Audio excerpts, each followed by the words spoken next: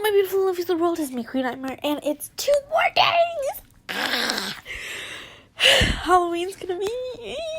I am gonna eat so much chocolate. Just between me and you, shh, don't tell anyone. I think I'm in love with Halloween because I love the candy corn. I don't know. I think it is. I love candy. I don't know what it is. It's so yummy. Okay. Anyways, guys, sorry. I sounded like a maniac. I am going to do another part to wrap up these fan fictions for Halloween based ones. I know it's been a while and I'm so sorry about this. But I hope that you have been enjoying this and been following along. I am so sorry, but just to let you know, Halloween, I'm going to do a Q&A. I'll do a Q&A. I'll read your questions, and I will read your questions. Okay. This is called, if it loads, and I don't understand why it's not loading, Harry Potter One-Shots. Oh, good grief. Here we go. 6 parts. Snarry? What's Snarry? I want to know what Snarry is. Don't tell me it's Snape and Harry. I will cry. Okay. Oh, yeah, it's Snape and Harry. Why do they do this to me? Okay. Here is Thanksgiving. I know it's coming up, but these are poems. Lies. Lies. No. These are lies. They're lying to me. How dare they? Well, guys, I'm really sorry about that. Here. Let me find this one. People have lied to me. Lies. Okay. Why are things not working?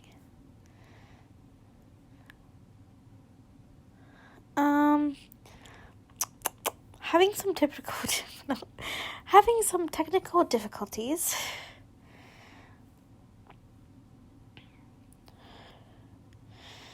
How about, let's screw it. Let's do that.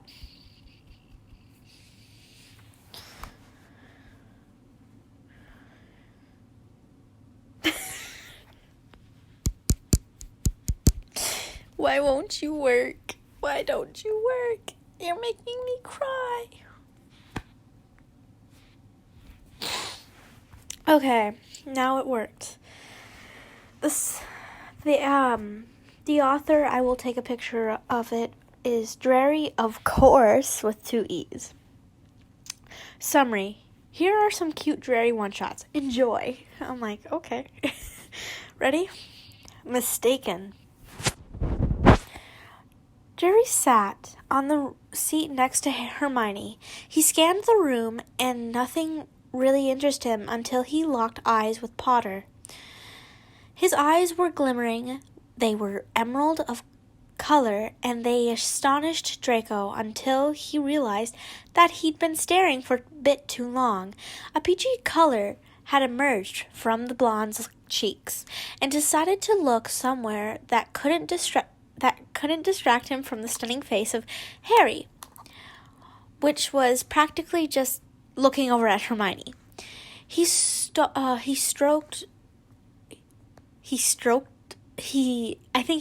up a conversation. It was filled with awkwardness, and the two wanted to get out of it. But there was nothing better to do at the divination. It really just bored Hermione and Draco. And they didn't want to further... and Draco didn't want to further stare at Harry. The bell rang. Everyone grabbed their bags, their backpacks, and hurried to the hallways. Draco did the same and sprinted to the potions classroom. He didn't really want to be late at Professor Snape's class. Suddenly, a weight pushed Draco over. He was ready to scold whoever it was until he laid eyes on Harry. His his lips were more tempting than usual. "Oh, Merlin," Draco said in his mind, of course. "Oh, I'm so sorry, Malfoy," a girl said. Draco looked up to see who it was, and it was Hermione. He nodded and smiled in response, as he didn't want to make a fool of himself, and trying to speak while Harry was looking at him. He went ahead to potions, and he was late again, obviously. "Malfoy, must you come to class if you're already this late?" said Snape in a very stern and monotone voice. Sorry, Professor. I was bumped with someone on the way here." "I have no time for damned excuses. Sit down." "It was worth it, though. Heck, Harry was worth anything," he whispered to himself. "Excuse me?" Snape furrowed his eyebrows, and Draco shook his head in return whilst hurrying to his seat. It was dinner time in the great hall, another chance to admire Harry's beauty from afar. Pansy snapped her fingers repeatedly in front of Draco's face, until he was out of his trance. "Merlin, you should just ask him out already." "Pansy, you know I can't do that. He's like straight as fuck, and I don't know. Oh yeah, a Death Eater?" "Oh, come on. How could you possibly lose?" "Nothing. Now go get your ass to the Gryffindor table." Pansy got a hold of Draco's wrist before he could say a word. Pansy wasn't strong enough to hold his other arm, so she instructed Blaze to help her. They were They had a rough time going from point A to point B, but they finally managed to drag Draco to where the Golden Trio were seated. The three looked at them, confused, and asked what was going on. Draco tried to escape, but sadly Pansy and Blaze were like bodyguards. All of a sudden, they'd just push him back if he tried to leave. "I think Draco has something to say," said Blaze, whilst looking over at Draco, raising an eyebrow. "Yeah, that's right." Draco was shaking all over. "Merlin, this is going to be so embarrassing." Harry rolled his eyes and decided to speak. "Malfoy, you don't have to say it. I already know." Pansy, Blaze, and Draco widened their eyes. How did he know? He kept staring at him. "Oh, right, that. You do?" Draco gulped. "Yeah, it's kind of obvious. I mean, you keep on looking at her and being nervous around her." Her?" The blonde sighed in relief as Harry was completely oblivious. "Oh, yeah, her. I like her, whoever that is," Draco whispered, the last part, but loud enough that Harry heard. "What do you mean, whoever it is? It's Hermione, of course." Hermione's jaw dropped, as well as Ron. He was ready to punch Draco in the face because Draco actually played along with it, until Pansy, of course, stirred them to the right direction, punching Draco in the arm. "Harry," she was cut off. "Harry? But you always call me Potter." "Well, Potter, actually, it's really cute." Harry had obviously whispered the last bit. No one heard. I'm going there. Harry, I've liked you for Merlin knows how long.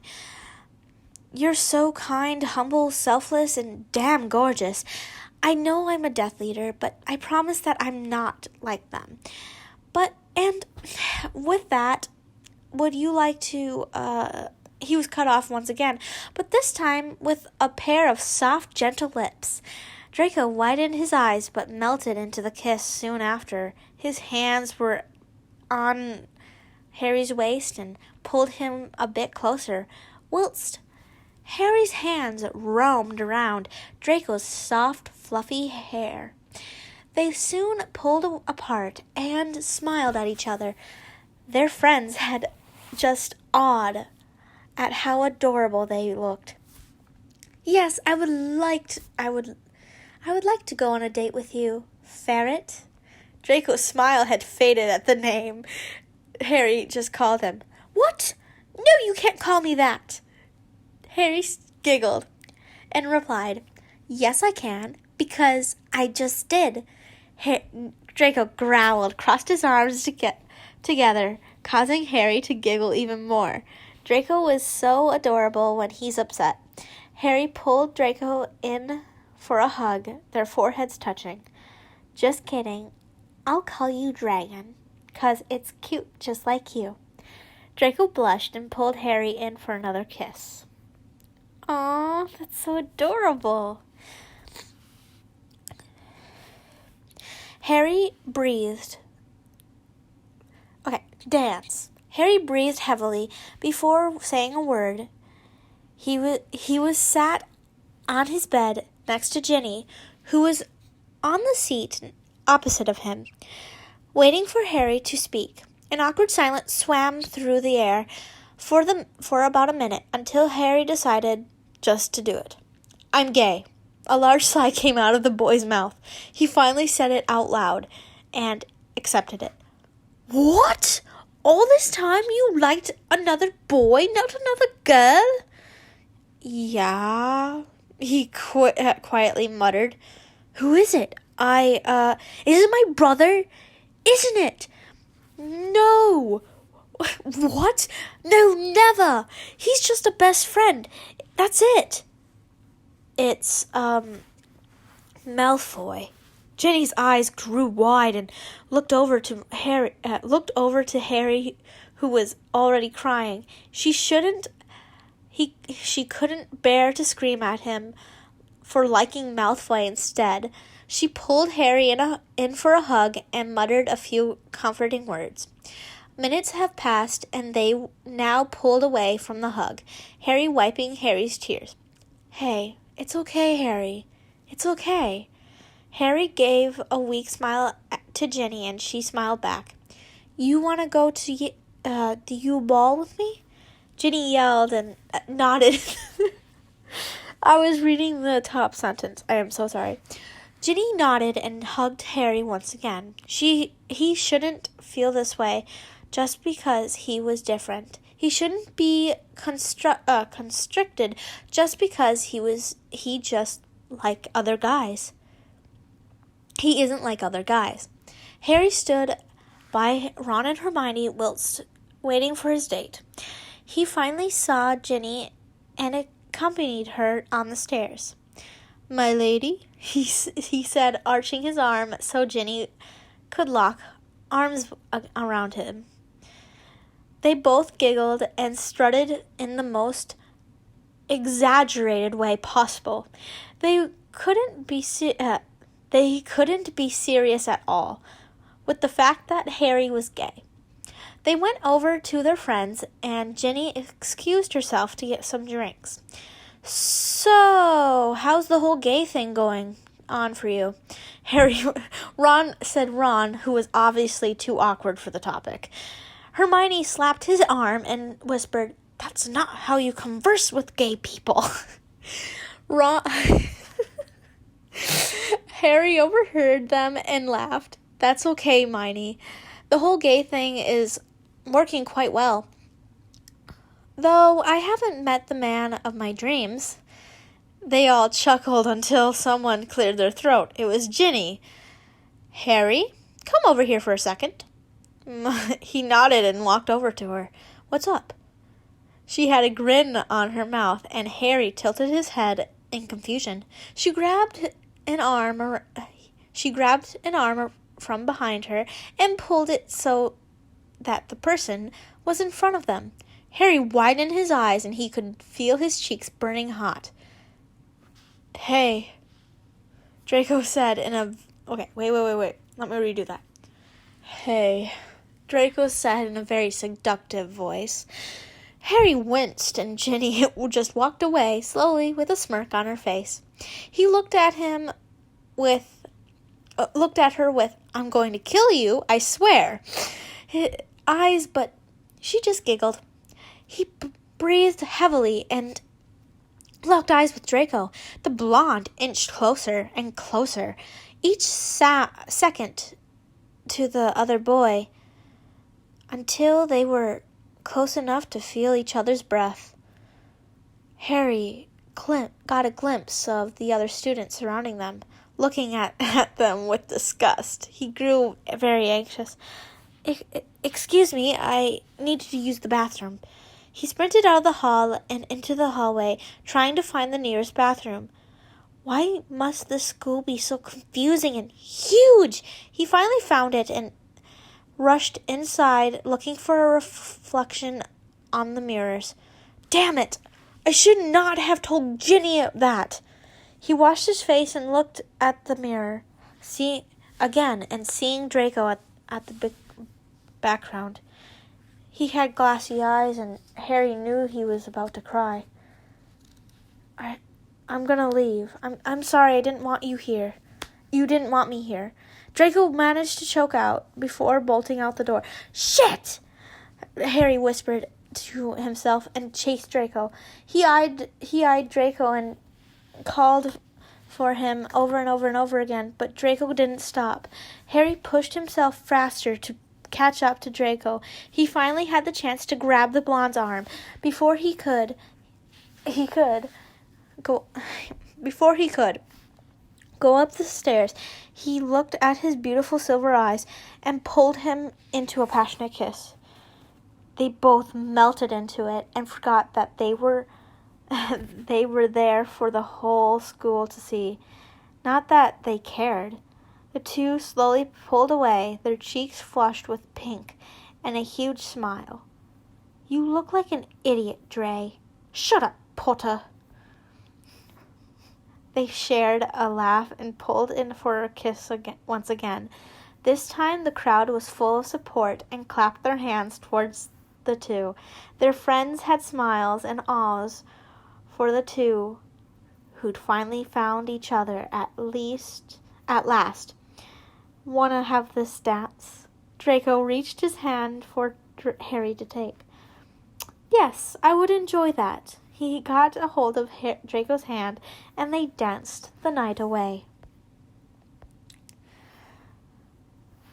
Patronus Charm. Harry walked into class late again. No one was even surprised at this point. He's lucky that it was Professor Lupin's class. Otherwise, he'd be a fool to even attend the class being this late. Harry? Well, better late than never, I suppose. Remus said. I was going to say his full name. Sorry, Professor. Remus nodded, gesturing him to sit down, while Pansy and I scoffed at him. It earned me a glare from him. All right, then, class. As I was saying, we'll be casting a Patronus charm today. It is extremely difficult, so you best follow my instructions. Professor Lupin continued. The trick to a powerful Patronus is a penis Patronus. I have played too much Cards Against Muggles. That's my fault. I am so sorry. I should have said that.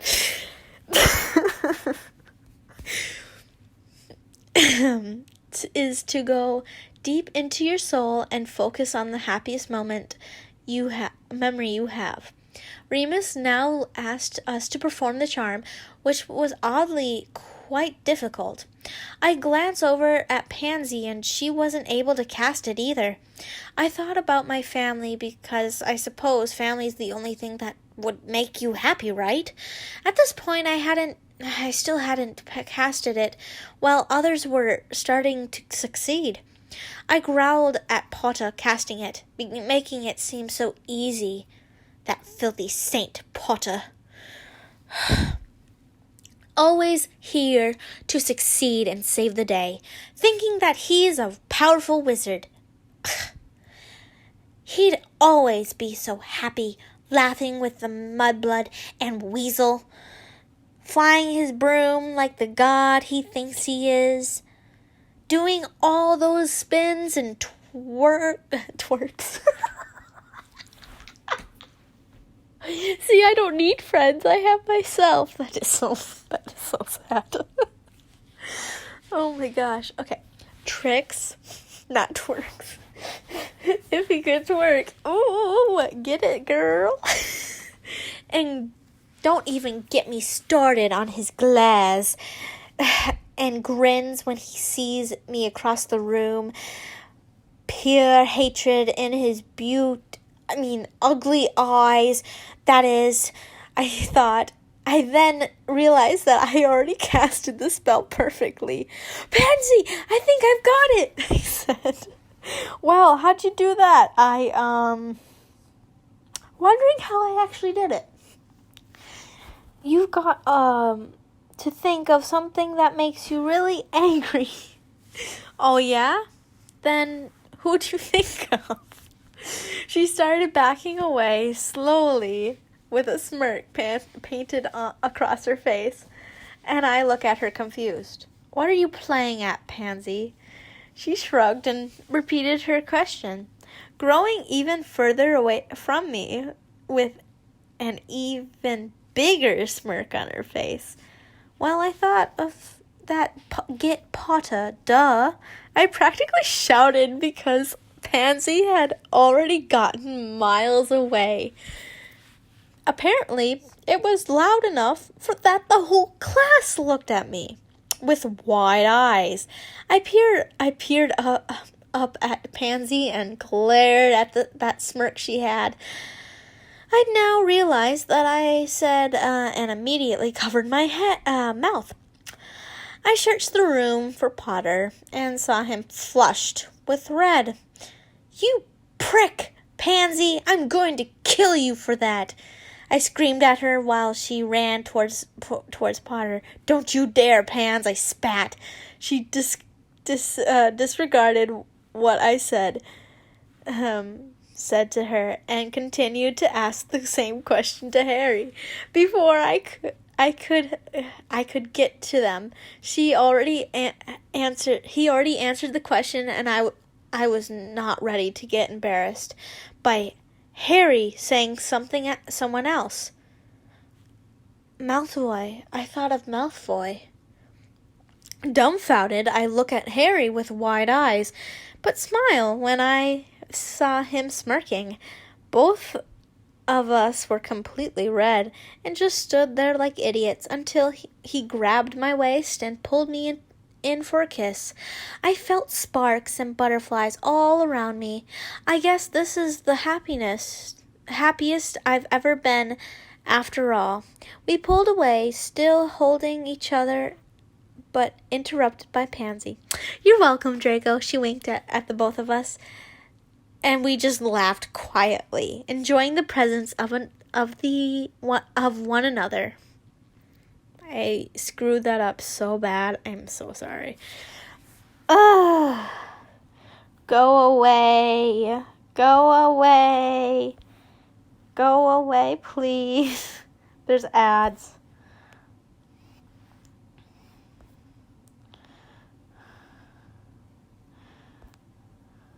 Oh, shoot. Okay, there it is. Finally. War. Wait, how far am I? Whoa, I'm way into this. I am so sorry. I got so into this, so reading this. I'm so sorry. Okay, guys. I have to end it here, but I love you guys so much. Bye-bye. Be happy, be healthy, and always be loving. If you aren't subscribed yet, click the subscribe button and put on push notifications.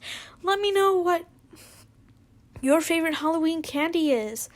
And I'm going to start doing shout-outs, so whoever wants to be the first person to get a shout out, let me know. And if you have some questions for me to do the Q&A, click down below. Okay, guys, bye-bye.